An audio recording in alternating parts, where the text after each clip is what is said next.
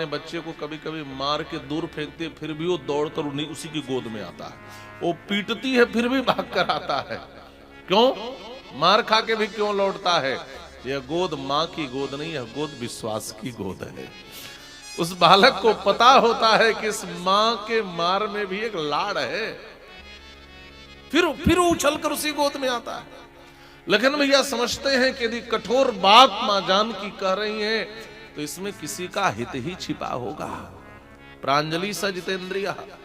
और लखन भैया कहते हैं ठीक है मां, आप कह रही हो तो मैं जा रहा हूं राघव भैया की रक्षा के लिए। रक्षन्तु त्वां विशालाक्षी समग्र वन देवता। लखन भैया ने मां जानकी को प्रणाम किया और सभी वन देवताओं से प्रार्थना करी, मेरी मां की रक्षा करना, मेरी मां की रक्षा करना। और यहां से जा रहे हैं। अब देखिए, श्रीमद् वाल्मीकि रामायण में किसी लक्ष्मण रेखा की चर्चा नहीं आती, और इस प्रसंग में अरण्य कांड में आप श्री रामचरितमानस में भी ढूंढेंगे तो आपको नहीं मिलेगा। ये बात कहां से आई कि लखन भैया ने कोई रेखा खींची थी? इस भेद को एक बार मंदोदरी ने ही खोला। एक बार मंदोदरी ने इस भेद को खोल दिया कि लखन भैया ने कोई रेखा खींची थी। अच्छा, पति दुनिया से बात भले छुपाता हो लेकिन पत्नी से सब बता देता है। रावण ने बताया होगा तभी तो मंदोदरी ने भेद खोल दिया। रावण एक दिन खूब डींग हाँक रहा था। रावण ने कहा, अरे तू क्यों चिंता करती हो मंदोदरी, ये तपस्वी मुझसे क्या लड़ेगा? न ज्ञान में समान, न उम्र में समान, न योद्धा मेरे समान, न अनुभव में मेरे समान, न वैभव में मेरे समान। श्री राम मुझे कैसे जीत पाएंगे? तो मंदोदरी ने कहा, पत्नी के आगे डींग हाँकने में तो अच्छा लगता है महाराज, पत्नी के आगे वीर तो कोई बन लेता है। मैंने आपकी वीरता सुनी है, आपने ही एक बार बताया था।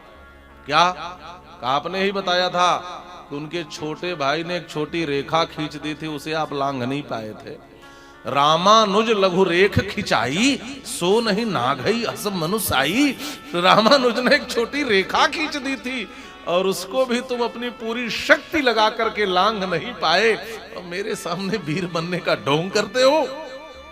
तो मंदोदरी ने वहां भेद खोला श्री रामचरितमानस में कि लखन भैया ने कोई रेखा भी खींची थी। बाकी इस प्रसंग में आपको यहां मिलेगा नहीं। जब लखन भैया जाने लगे तो श्री जानकी जी कहती हैं, गोदावरीं प्रवेक्ष्यामि हीना रामेण लक्ष्मण। तुम चिंता मत करना लक्ष्मण, मैं राम के बिना गोदावरी में प्रवेश कर जाऊंगी।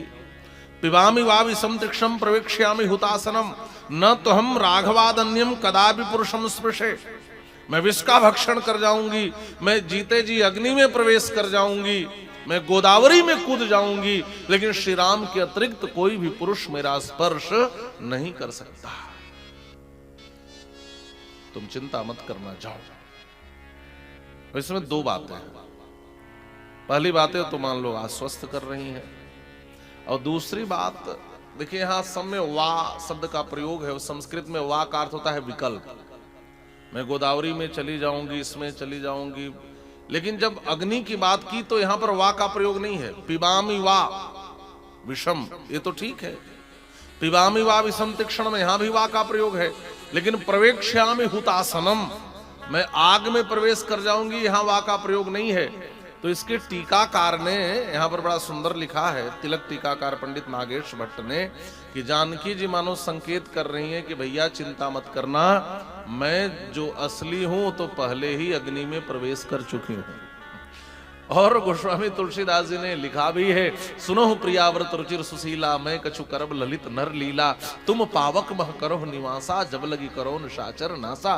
तो वाल्मीकि रामायण में तो यह चर्चा आती नहीं कि श्री जानकी जी को राम जी ने अग्नि के पास रखा था। तो प्रवेक्ष्यामि हुतासनम, इस वाक्य से ही यहां वाल्मीकि रामायण के टीकाकारों ने ऐसी उत्प्रेक्षा की है कि मानो जानकी जी संकेत करना चाहती है कि चिंता मत करना मुझे लेकर के, कि मुझे अकेले छोड़कर जा रहे हो, क्योंकि मैं पहले ही अग्नि में प्रवेश कर चुकी हूं। ऐसा अर्थ किया है यहां पर प्रवेक्ष्यामि हुतासनम। और जब लखन भैया जाने लगे तो जानकी जी पेट पीटने लगे। अक्सर दुख में स्त्रियां छाती पीटती हैं, लेकिन यहां महर्षि वाल्मीकि लिख रहे हैं पाणिभ्याम रुदति दुखात उदरम प्रजघानः। उदर पीट रही हैं, मतलब क्या है? एक आचार्य अर्थ करते हैं इसलिए उदर पीट रही हैं कि चिंता मत करना, अब मैं काल रात्रि बनकर लंका में जाऊंगी और जब तक निशाचरों को समाप्त नहीं करवा दूंगी तब तक मेरे उदर की प्रपूर्ति नहीं होगी। मानो एक रूप श्री जानकी जी का संहार कारिणी भी है। गोस्वामी जी ने जब जानकी जी की वंदना की है, उद्भव स्थिति संहार कारिणी क्लेशहारिणी सर्वश्रेयस्करीं सीताम नतोहम राम वल्लभाम। श्रीमद् वाल्मीकि रामायण सीता चरित्र प्रधान काव्य है। जानकी जी उद्भव स्थिति संहार कारिणी, सृजन भी करती हैं, पालन भी करती हैं, संहार भी करती हैं। जानकी जी के जीवन से मुख्य 3 नगर जुड़े, मिथिला, अयोध्या और लंका।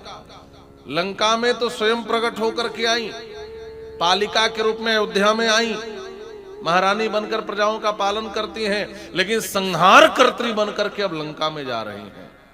मंदोदरी भी कहती है और विभीषण जी भी कहते हैं, जिसको तुम परम सुंदरी समझ करके लाए हो रावण, एक काल रात्रि है और ये लंका का विनाश करने के लिए आई है। तो मानो काल रात्रि के रूप में यह संकेत है कि मैं तो इन राक्षसों को भक्षण कर जाऊंगी, खत्म कर दूंगी।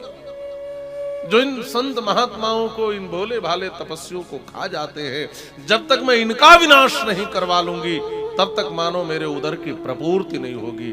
इसलिए पाणिभ्याम रुदति दुखात उदरम प्रजघानः।